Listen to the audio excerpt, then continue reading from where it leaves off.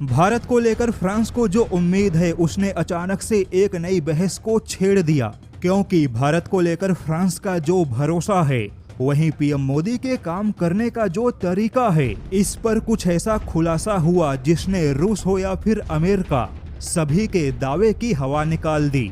पिछले कुछ महीनों से रक्षा जानकारों के अलावा संसद के अंदर भी भारत के 5वीं पीढ़ी के फाइटर जेट का मुद्दा छाया हुआ है।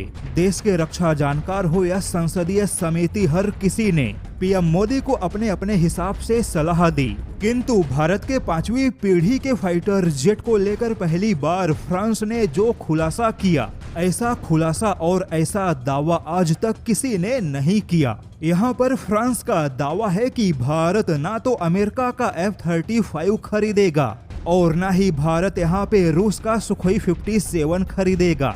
फ्रांस का मानना है कि पीएम मोदी एक दूरदर्शी नेता हैं। ऐसे में फ्रांस के सिक्योरिटी स्टडीज सेंटर IFRI ने बहुत ही मजबूती के साथ यह दावा किया कि भारत किसी भी विदेशी 5वीं पीढ़ी का फाइटर जेट नहीं खरीदेगा, क्योंकि जब भारत के पास में अपने खुद के तेजस MK2 और MK जैसे फाइटर जेट की परियोजना है, तो भारत यहाँ पर समान क्षमता वाले किसी विदेशी फाइटर जेट को क्यों खरीदेगा। भले ही भारत के अपने स्वदेशी परियोजना में थोड़ा विलंब होगा, किंतु पीएम मोदी भारतीय वायुसेना के ऊंची क्षमताओं पर विचार कर रहे हैं। हालांकि IFRI ने इस बात का भी खुलासा किया कि भारत ऐसे फाइटर जेट पर विचार कर रहा है जो भारत के 5वीं और 6ठी पीढ़ी के फाइटर जेट के अंतर को पाटने का काम करे। IFRI का दावा है कि भारत यहाँ पर फ्रांस के राफेल फाइटर जेट से अच्छी तरह से परिचित है।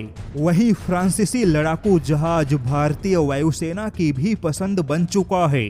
ऐसे में भारत यहाँ पर किसी विदेशी 5वीं पीढ़ी के फाइटर जेट पर नहीं, बल्कि खुद फ्रांस के ही 6ठी पीढ़ी के फाइटर जेट पर विचार कर सकता है।